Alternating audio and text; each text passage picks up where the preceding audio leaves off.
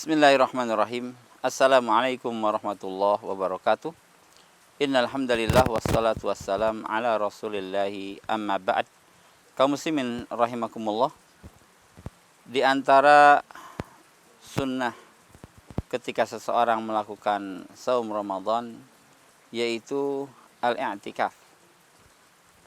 Hal ini dilakukan oleh Rasulullah SAW dan juga para sahabat ketika mereka berada di bulan Ramadan. Dari Ibnu Umar radhiyallahu anhuma, dia mengatakan, "Kana Rasulullah sallallahu alaihi wasallam ya'takiful ashral awakhir min Ramadan." Muttafaqun alaih. Dahulu Rasul sallallahu alaihi wasallam beriktikaf di 10 hari terakhir di bulan Ramadan, atau beliau mengatakan dahulu Rasulullah sallallahu alaihi wasallam beriktikaf 10 hari di bulan Ramadan.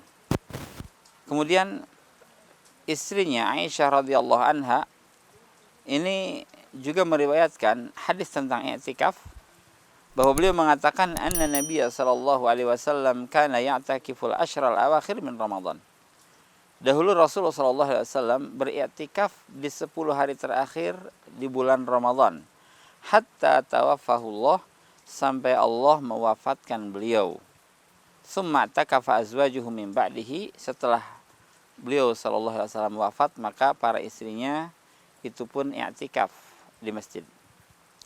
Nah, untuk i'tikaf, para ulama mengatakan bahwa tempatnya adalah masjid. Masjid yang biasa digunakan untuk melakukan sholat Jumat, bukan musalla atau masjid yang ada di rumah masing-masing.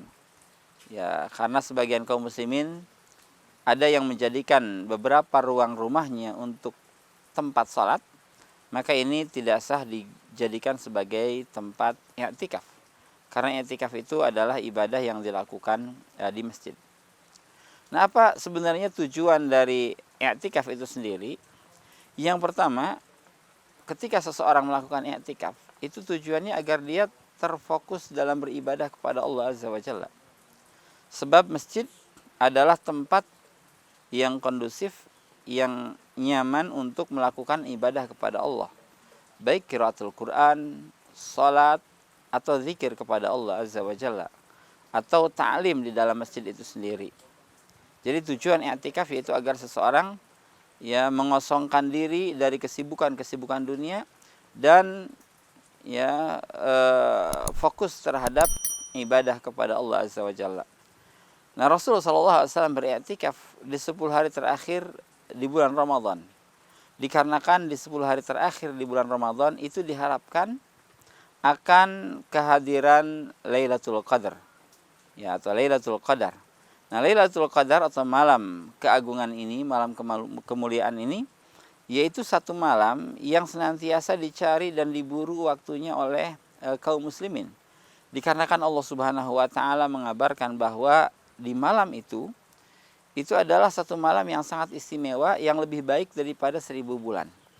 Artinya, kalau seseorang berhasil melakukan sholat 1 rakaat atau 2 rakaat di malam Lailatul Qadar, maka seolah-olah dia sholat 1 rakaat atau 2 rakaat setiap malamnya selama lebih dari 1000 bulan. Karena Allah Azza wa Jalla mengatakan, berfirman di dalam Al-Quran, inna anzalnahu fi lailatul qadar wa ma adraka ma lailatul qadar, lailatul qadri khairu min alfi syahr. Lailatul Qadar itu lebih baik daripada 1000 bulan. Karena itulah Rasulullah SAW dan juga para sahabat serta para salafus salih, mereka senantiasa melakukan i'tikaf ketika kondisi kaum muslimin sudah normal, sudah nyaman, sudah merdeka. Mereka melakukan i'tikaf, memperbanyak ibadah kepada Allah Azza wa Jalla, dan agar mereka bisa beribadah tepat pada malam Lailatul Qadar. Sebab Lailatul Qadar ini akan turun di setiap bulan Ramadan di salah satu malamnya, dan sangat diharapkan pada 10 hari terakhir di bulan Ramadan plus di bulan-bulan ganjil, di tanggal-tanggal ganjil. Dan juga ada hadis dari Abu Hurairah radhiyallahu an, bahwa dahulu Rasul SAW senantiasa beriktikaf selama 10 hari di bulan Ramadan. Kemudian di tahun wafatnya maka beliau beriktikaf selama 20 hari. Ya, iktikaf sekali lagi disunahkan ya pada kondisi normal, sebab di zaman Rasul ketika kondisi masih belum kondusif, ya kaum muslimin masih dijajah oleh orang-orang kafir, maka tidak ada iktikaf, yang ada adalah jihad fi sabilillah. Wallahu alam. Assalamualaikum warahmatullahi wabarakatuh.